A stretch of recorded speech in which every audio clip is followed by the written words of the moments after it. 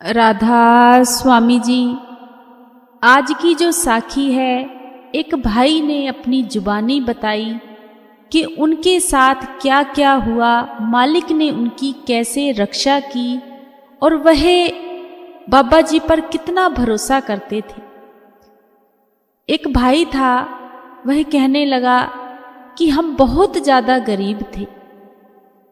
एक तो होता है कि इंसान का सारा कुछ बहुत अच्छा चलता है कि मालिक की दया से सब कुछ ठीक होता है, ज़मीन ज़्यादात होती है, थोड़ा बहुत खर्चा इधर उधर से आ जाता है। लेकिन हमारे पास ऐसा कुछ भी नहीं था। जब मेरे पिताजी थे, वह भी कामकाज करते थे, तो एक छोटा सा मेरे पिताजी ने घर भी बनाया, मुझे भी पढ़ाया लिखाया, मैं भी अपना कामकाज करता था, मेरी शादी भी की, मेरी एक छोटी सी बच्ची भी थी। सारा कुछ बाबा जी जैसा करना चाहते थे कर रहे थे। लेकिन गरीबी तो गरीबी ही होती है। जो मेरे रिश्तेदार थे वह काफ़ी अच्छे थे, अच्छे परिवारों से थे, सब कुछ ठीक ठाक था। लेकिन हमारा कोई भी रिश्तेदार बाबा जी को नहीं मानता था। हम सारा परिवार बाबा जी को मानते थे। लोग तरह तरह की बातें भी करते थे कि देखो, जे बाबा जी को मानते हैं इसीलिए इतने गरीब हैं और इसीलिए इतने दुखी हैं। तो वह भाई कहने लगा कि दीदी, मैं इन चीज़ों को समझता ही नहीं था, ना ही मैं मानता था। मैं कहता था जो लोग कहते हैं कहने दो। अब मेरे पिताजी तो इतना कामकाज कर नहीं पाते थे, तो सारी जिम्मेदारी मेरे पर ही आ गई थी। अब मेरी बच्ची भी थी छोटी सी, तो अब मैं भी अपना कामकाज करता था, अपनी नौकरी पर जाता था। जितनी की सैलरी मिलती थी, घर का गुजारा ठीक ठाक चल रहा था, हो रहा था। लेकिन खर्चे भी बहुत ज़्यादा थे। ऐसे ही काम चल रहा था, सब कुछ बाबा जी की दया मेहर से। बाबा जी ने ऐसा लगता था सारा कुछ अच्छा ही किया है। लेकिन करते कराते ही क्या हुआ, जब मैं अपने कामकाज पर जाता था तो मेरी तबीयत खराब होने लगी। जब तबीयत खराब होने लगी तो मैं बहुत परेशान रहने लगा अपने शरीर से। अब मेरा जो कामकाज था वह भी छुट्टी होने लगी। 1 दिन हुआ, 2 दिन हुआ, 4-5 दिन हो गए, लेकिन मैं काम पर नहीं जा पाया। अब वहाँ से भी मुझे फ़ोन आने लगे, तो मैंने उनसे कहा कि ऐसे ऐसे मेरी तबीयत सही नहीं है, तो मैं अभी नहीं आ सकता। तो वह कहने लगे कि इतनी छुट्टी करोगे तो फिर कैसे चलेगा, काम पर तो आपको आना ही पड़ेगा। अब मैं अपनी दवाई दारू भी करवाता था, सारा कुछ करवा रहा था, लेकिन कुछ आराम ही नहीं आ रहा था। छुट्टियां भी बढ़ती जा रही थी, 10 से 12 छुट्टियां हो गई, लेकिन मेरी तबीयत सही नहीं हुई। अब मुझे उन लोगों ने कहा कि इतनी अगर छुट्टियां हो गई हैं तो अब काम पर हमने किसी और को रख लिया है, तुम काम पर मत आना। जब मैंने यह बात सुनी तो मुझे बड़ा दुख हुआ। मेरी वाइफ भी जो थी वह भी चिंता करने लगी कि अब क्या करेंगे। अब तो काम करते थे तो जो कुछ आता था अपना चलता था, गुजारा चल रहा था। कितना पैसा भी इसमें भी लग गया, बुखार ही नहीं सही हो रहा, तबीयत ही सही नहीं हो रही है। लेकिन मैं हमेशा उनसे एक ही बात कहता था कि बाबा जी सब कुछ ठीक करेंगे, जरूर बाबा जी रेख में मेख जरूर मारेंगे। जे भी कोई कर्मों का हिसाब किताब होगा, कोई लेने देने होंगे। अब परिवार वाले तो चिंता करेंगे ही। तो वह भाई कहने लगा कि चलो धीरे धीरे मेरा काम तो ख़त्म हो गया, उन्होंने वहाँ से छुट्टी कर दी, लेकिन मेरी तबीयत दिन ब दिन थोड़ी सुधार आने लगा। जब तबीयत थोड़ी सही हुई तो मैंने अपनी वाइफ से कहा कि देखो, यह काम काज तो ज़िंदगी के साथ में ही है, बाबा जी ने ज़िंदगी तो दी है ना, मैं कुछ करके दिखाऊंगा, कुछ बन के दिखाऊंगा, तुम चिंता मत करो, सब कुछ सही होगा। अब ऐसे ही वह भाई कहने लगा कि मैंने काफ़ी कामकाज ढूंढने की कोशिश की, चलो बाबा जी की दया मेहर हुई कि मुझे अच्छा काम मिल गया। जब मुझे अच्छा काम मिल गया, परिवार में फिर मुस्कुराहट आ गई। अब कुछ ऐसे भी देखो परिवार होते हैं जिनके पास इतना कुछ होता है लेकिन घर में खुशियां नहीं होती।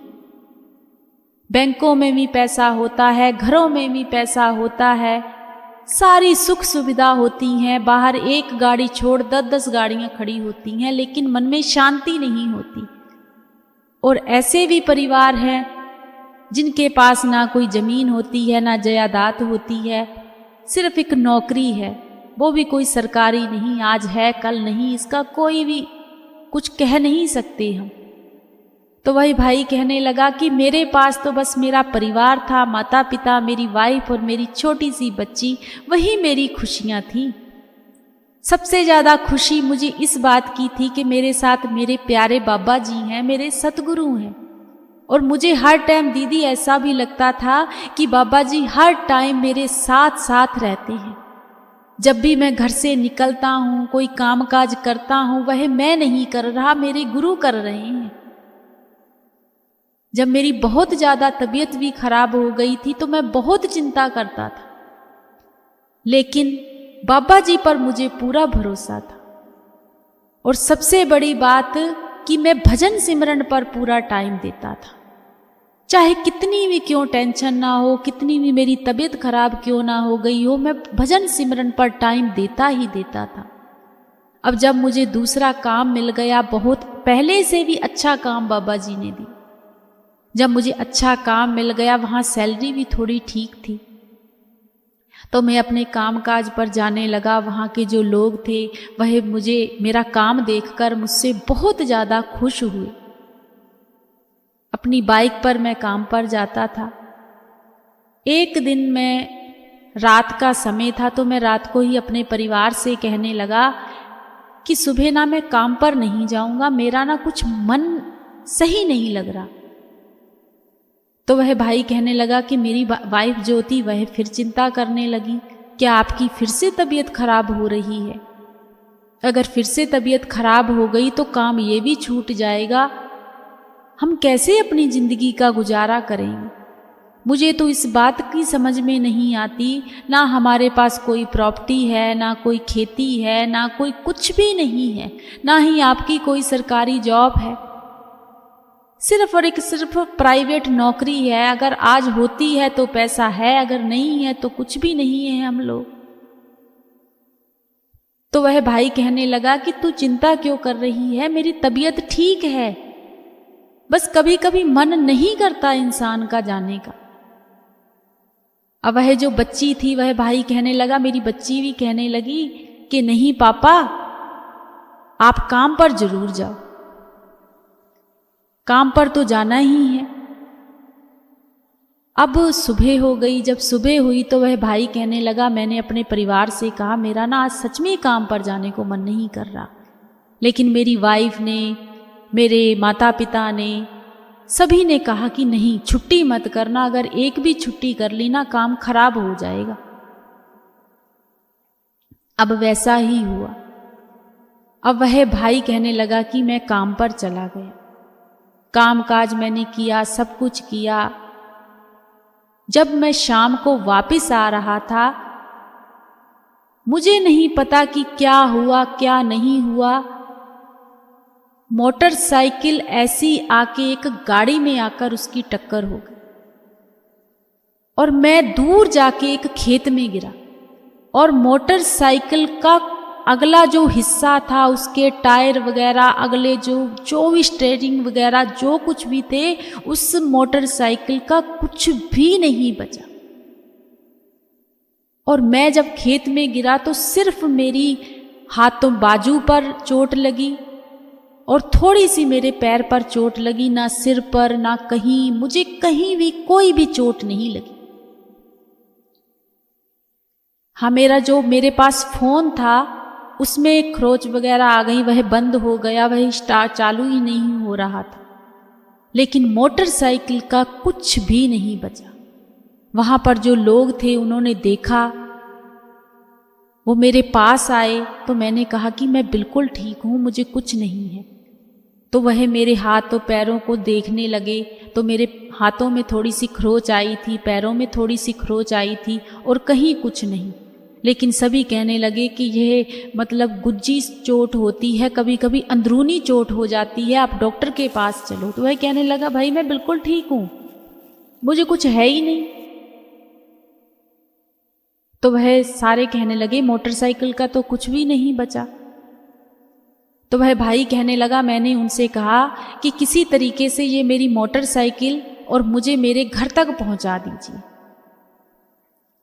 तो वह भाई जब घर गया, जब परिवार वालों ने देखा तो परिवार वाले ऐसी चीज देखकर एकदम से शौक में आ जाते हैं कि ये सब कुछ क्या है।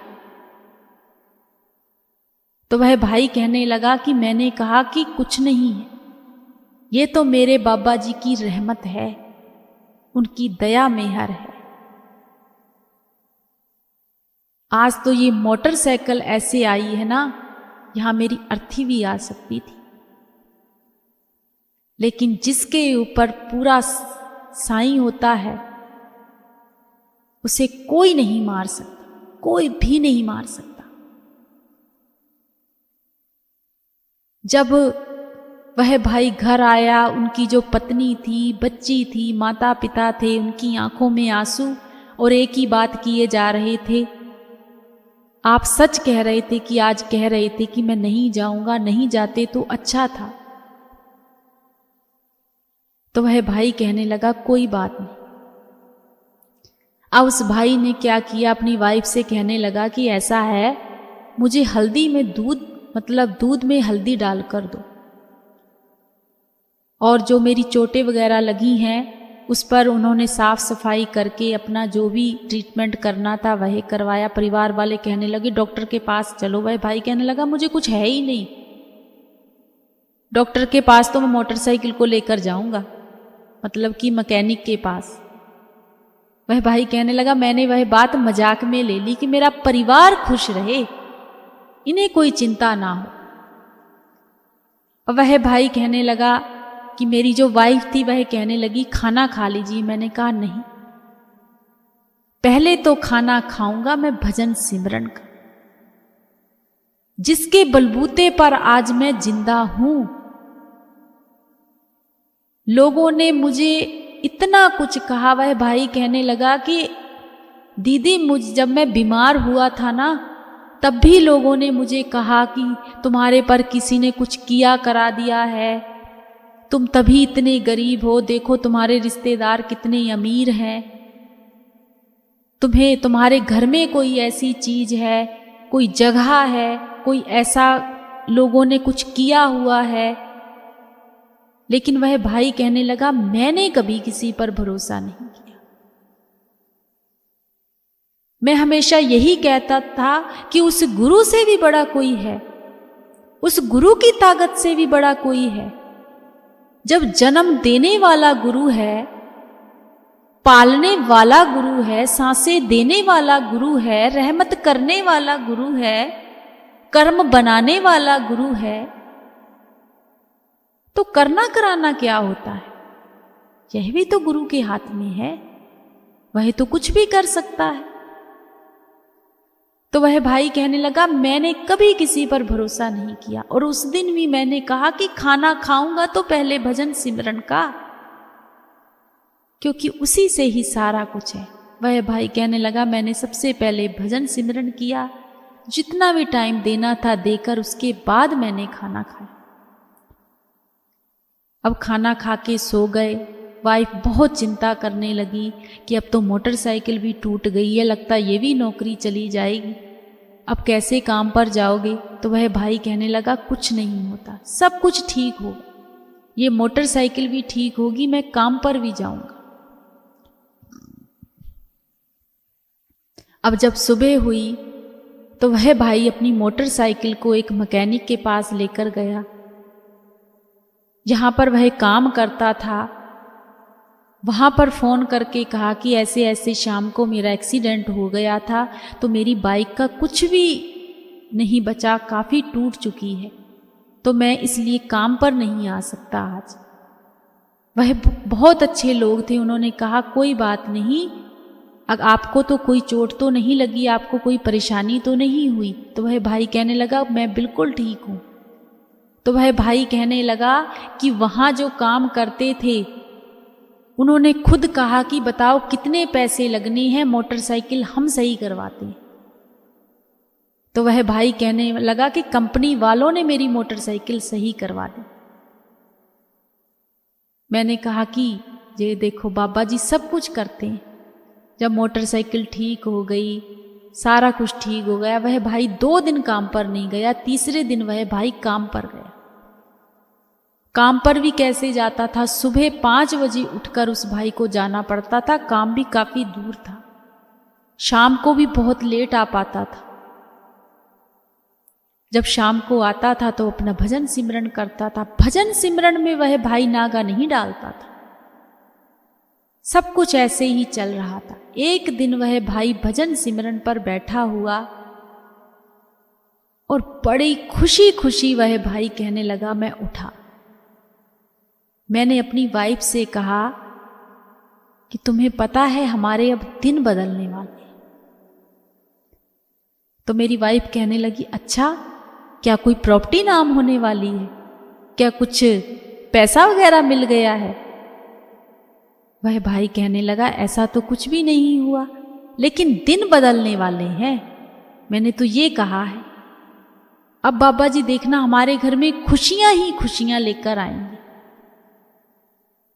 तो वह कहने लगी, उसकी वाइफ कहने लगी कि खुशियां कैसे लाएंगे, क्या हुआ है, बाबा जी ने कुछ कहा है? तो वह भाई कहने लगा, बस मैंने जो कहना था मैंने कह दिया कि मेरे दिन बदलने वाले हैं, घर की खुशियां बदलने वाली हैं। अब वह भाई अपने जब काम पर जा रहा था, गया, वहां जाकर उसे क्या पता लगा कि उसको उससे भी ऊपर एक उपाधि दे दी गई, अच्छा काम दे दिया गया है, जिसकी सैलरी भी काफी अच्छी। अब कंपनी वालों ने भी उस भाई को एक मोटरसाइकिल दी, जो कंपनी की उधर से थी कि इस पर ही काम पर जाओगे, इसी पर ही आओगे। जब यह सारा कुछ उस भाई ने अपनी वाइफ को आके बताया तो उसकी वाइफ भी खुश हो गई। तो वह भाई कहने लगा, मैंने कहा था ना कि हमारे घर में खुशियां आने वाली हैं। तो उसकी वाइफ कहने लगी, बताओ हुआ क्या था, अब सही सही बताना क्या हुआ था। तो वह भाई कहने लगा, जब मैं भजन सिमरन पर बैठा था तो बाबा जी आए थे। बाबा जी ने मुझे आशीर्वाद दिया और बाबा जी ने क्या, जा तेनू अज तो बाद कदी किसी चीज का घाटा ही नहीं रहना, तेनू सारा कुछ मालक देगा। और बाबा जी मेरे सिर के ऊपर हाथ रख कर गए हैं, आशीर्वाद देकर गए हैं। वह भाई कहने लगा, जब मेरी वाइफ ने यह बात सुनी तो उसकी आंखों में भी आंसू आ गए। वह भाई कहने लगा, दीदी ये बातें किसी को बताने वाली तो नहीं होती, अपने अंदर समाने वाली होती हैं। बाबा जी भी मना करते हैं, लेकिन कभी कभी ऐसा लगता है कि जो बाबा जी खुशियां हमें देते हैं, वह हमारा साथ हमें कैसे देते हैं, हमारी जिंदगी में चमत्कार कैसे होते हैं। कभी कभी वह खुशी बर्दाश्त ही नहीं की जाती। तो मैंने सोचा क्यों ना मैं आपको अपनी आप बीती बताऊं कि बाबा जी ने मेरे दिन कैसे बदले एक आशीर्वाद से। और उस दिन से वह भाई कहने लगा, आज 1 साल हो गया है। 1 साल में बाबा जी ने बहुत कुछ हमारी जिंदगी में बदल दिया, बहुत कुछ। इतना अच्छा काम काज कर दिया, सारा कुछ अच्छा कर दिया, सैलरी भी अच्छी कर दी। अब मैंने एक किस्तों में एक छोटा सा प्लाट भी लिया है, जिसकी मैं किस्तें भी दे रहा हूं। बाबा जी ने चाहा तो वह प्लाट एक दिन मेरा हो जाएगा। तो वह भाई कहने लगा, यह सारा कुछ बाबा जी करते हैं। बाबा जी के घर दीदी किसी बात के लिए कमी है ही नहीं, इतना है मालिक के घर। यह बात उनकी सुनकर सच में संगत जी आंखों में आंसू भी आए और खुशी भी आई कि सच में हमारे जो गुरु हैं वह बहुत दयावान है। आज भी बहुत सी संगत ऐसी है, बहुत से भाई बहन ऐसे हैं जो कि कहते हैं कि क्या सच में चमत्कार होते हैं? होते हैं। एहसास करके देखिएगा। हमें कभी कभी एहसास ही नहीं हो पाता कि चमत्कार हुआ कैसे। कभी कभी पता है हमारी जिंदगी में हम सोचते हैं कि हमारी जिंदगी में कभी मुसीबत आ जाती है, वहां अगर हमारी मुसीबत में आकर कोई खड़ा होता है, हम सोचते हैं कि यार फलाने इंसान ने हमारा कितना साथ दिया, फलाना इंसान हमारे आगे आके खड़ा हो गया। वह फलाना इंसान नहीं आता, वह तो सिर्फ हमारी आंखें देख रही हैं कि फलाने इंसान ने हमारी मदद की। वह मदद तो बाबा जी करते हैं, वह भेजने वाले भी बाबा जी हैं, करने कराने वाले भी बाबा जी हैं। जिस छोटी छोटी बातों को अगर हम नोट करेंगे, उनका ख्याल करेंगे कि फिर तो हमें हर पल, हर क्षण, हर घड़ी ऐसा लगेगा कि हमारी जिंदगी में हो ही चमत्कार रहे हैं। लेकिन हमारी तो मैं मेरी है ना, हम तो मैं मेरी में रह जाते हैं। भाई मैंने ये काम किया, मेरी वजह से हुआ, अगर मैं उसका साथ नहीं देता तो आज तो वह मर ही गया होता। अगर उस समय मैं पैसे नहीं देता ना तो पता नहीं क्या से क्या हो जाता। बस यही तो, यहां पर आकर हम बहुत पीछे चले जाते हैं। जिस दिन हमने मैं मेरी छोड़ दी और बस यही कहा कि सारा कुछ बाबा जी करते हैं, बाबा जी कर रहे हैं, करते थे, करेंगे, उस दिन सच में कभी किसी चीज की कमी नहीं रहेगी। और यह चीज हमारे में तभी आएगी जब हम भजन सिमरन पर पूरा टाइम देंगे। और मैंने एक चीज और देखी है, दुख और तकलीफें, गरीबी भी उसी पर आती है जिस पर बाबा जी की बहुत ज्यादा दया मेहर होती है, बहुत ज्यादा। अब कुछ लोग अपने आप को किस्मत वाले वह मानते हैं जिनके पास बहुत ज़्यादा पैसा हो जाता है। वह सोचते हैं कि हमें सारी खुशियां मिली हैं तो हम किस्मत वाले हैं। वह किस्मत उनके पिछले कर्मों की है, लेकिन इस जन्म में कर्म बना रही। बस यही चीजें अगर हमने अपने मन में ठान ली और समझ ली, सच में कभी किसी चीज की कमी नहीं रहेगी। मैं मेरी से दूर रहना है, अहंकार से दूर रहना है और हमेशा यही बात अपने मन में, दिमाग में संभाल के रखनी है कि चमत्कार होते थे, होते हैं, होते रहेंगे। और वह कौन करता है? पूरा गुरु। क्या हमारे में इतनी हिम्मत है कि हम अपनी सांसों को चला लें? या इतनी हिम्मत किसी डॉक्टर में है कि वह हमारी सांसों को चला ले? हाँ, डॉक्टरों को हमने भगवान का रूप जरूर कहा है, मानते हैं, लेकिन वहां भी भगवान खुद आते हैं, खुद मालिक आते हैं, तभी सारा कुछ होता है। यह सांसें सच में किसी के हाथ में नहीं है, ये उस मालिक के हाथ में है। कब क्या हो जाए किसी को कुछ पता नहीं। तो हमें सिर्फ और सिर्फ गुरु पर ध्यान रखना चाहिए, गुरु के होना चाहिए, भजन सिमरन करना चाहिए। यही हमारी जिंदगी का सबसे बड़ा अहम हिस्सा है। राधा स्वामी जी।